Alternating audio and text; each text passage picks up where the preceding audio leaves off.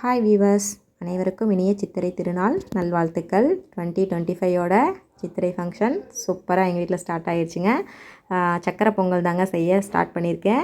First அரிசியும் பருப்பையும் ஊற வச்சு நல்லா விசில் விட்டு எடுத்தாச்சு. நல்லா குழையிற அளவுக்கு வேக வச்சு எடுத்துக்கணும்.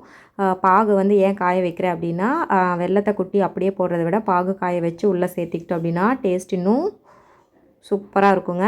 இப்போ வந்து நெய்யில் வந்து முந்திரி திராட்சை வறுத்து உள்ளே கொட்டி வச்சாச்சுங்க. அப்புறம் பூஜைக்கு தேவையான ஃப்ரூட்ஸு, வெத்தலை பாக்கு, தேங்காய் பழம் எல்லாம் வாங்கிட்டு வந்து ரெடி பண்ணியாச்சு.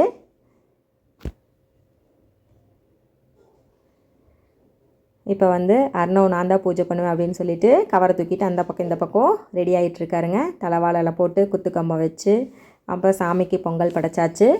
மேலேயும் சாமி எல்லாத்தையும் ரெடி பண்ணியாச்சுங்க. இன்னும் பூ வச்சா சரி, அதுக்கப்புறம் பூஜை பண்ணுனா சரி. காலையில் எழுந்திரிச்சு அறக்க பறக்க எல்லாம் செஞ்சு சாமி கும்பிட இந்த வருஷம்தான் லேட் ஆகிடுச்சு. இல்லைன்னா நைட்டே வந்து எல்லா ஃப்ரூட்ஸையும் வச்சு காயின் ஜுவல் எல்லாம் வச்சு கண்ணாடி வச்சு ரெடி பண்ணிடுவோம். இந்த வருஷம் வந்து வாய்ப்பு சரியாக அமையாததுனால காலையில் எல்லாமே இயர்லி மார்னிங் எழுந்திரிச்சு கடன்னு செய்ய ஸ்டார்ட் பண்ணியாச்சுங்க. வீடெல்லாம் தொடச்சி விட்டு கோலம் போட்டு விளக்கேற்றியாச்சு. நம்ம நிக்கிதா நான் ஒரு பக்கம் பூஜை பண்ணுவேன் அப்படின்னு சொல்ல, அர்ணவ் நான் தான் ஒரு பக்கம் பூஜை பண்ணுவேன் அப்படின்ட்டு 2 பேரும் பக்கத்துலேயே நின்றுட்டு இருந்தாங்க. நிக்கிதா குட்டி நான் ஒரே ஒரு விளக்கு பற்ற வைக்கிறேன் கொடுங்களேம்மா அப்படின்னா, குட்டீஸ் எல்லாத்தையும் வச்சுட்டு செய்யும்போது பார்த்து ஹேண்டில் பண்ணுங்கள். அவங்களுக்கு ஒரு ஆசை தான், வளர வளர நம்மளும் இது செய்யலாம் அப்படின்னு சொல்லிட்டு அவங்களுக்கு பக்குவமாக சொல்லிக் கொடுங்க. எப்படி வந்து விளக்கு பற்ற வைக்கணும், எப்படி வந்து தீக்குச்சி பிடிக்கணும்னு சொல்லி கொடுத்தீங்க அப்படின்னா அவங்களும் மெல்ல மெல்ல கற்றுக்குவாங்க. எங்கள் அம்மாலாம் வந்து காலையில் இயர்லி மார்னிங் எழுந்திரிச்சு வாசலில் அடுப்பு கூட்டி விறகடுப்பில் பொங்கல் வச்சு சித்திரை திருநாளை வந்து வெல்கம் பண்ணுவோம். இப்போல்லாம் அந்தளவுக்கு நம்மளுக்கு வேலை செய்ய முடியாது. அது இல்லாமல் அப்பார்ட்மெண்ட் வீடாக இருக்கிறதுனால போய் வாசலில் பொங்கல் வைக்கிறதுக்கெல்லாம் இடம் இல்லைங்க. அதனால் கேஸ் அடுப்புலேயே குக்கர்லேயே வச்சாச்சு. இன்றைக்கி தான் நானும் விளக்கு ஏற்றுறேன் அப்படின்னு சொல்லிட்டு அவள் ஒரு தீபம் ஏற்றுனாங்க.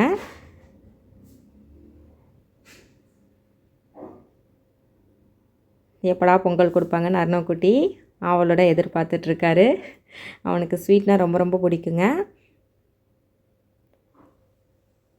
அப்புறம் எல்லாம் சாமி கும்பிட்டுட்டு கோயிலுக்கு போகலாம் அப்படின்னு சொல்லியிருந்தோம். எல்லா கோயில்லையும் சித்திரை திருநாளில் ரொம்ப சூப்பராக அலங்காரம் பண்ணியிருந்தாங்க. மெயினாக இந்த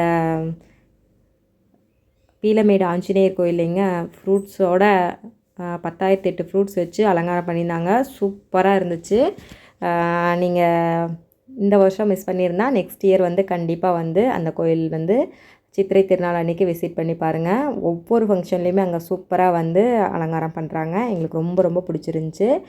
நாங்கள் போய் பார்த்தோம், ஆனால் ஃபோட்டோ எடுக்கலைங்க. அவ்வளோதான், ஃபைனலாக வந்து பூஜை பண்ண ஸ்டார்ட் பண்ணியாச்சு. பழா வாழை முக்கணிகளை வச்சு நாங்கள் சித்திரை திருநாளை வெல்கம் பண்ணிட்டோம். மஞ்சள் பிள்ளையார் தான் வச்சுருந்தோம். ஊர்லேயா இருந்தால் அம்மா சாணியில் பிள்ளையார் பிடிப்பாங்க. இங்கே சாணிக்கெல்லாம் எங்கே போகிறதுன்னு சொல்லிவிட்டு நாங்கள் மஞ்சள்லேயே பிள்ளையார் பிடிச்சிட்டோங்க. எங்களால் முடிஞ்ச காணிக்கையை வச்சு சாமிக்கு பூஜை பண்ணியாச்சு, பிரசாதம் படைச்சாச்சு. அதுக்கப்புறம் அர்ணவ் பாருங்கள் போய் அந்த வெள்ளத்தை எடுத்துகிட்டு போய் உட்காந்துட்டார். ஸ்வீட்டுன்னா அவ்வளோ ஒரு உயிர்.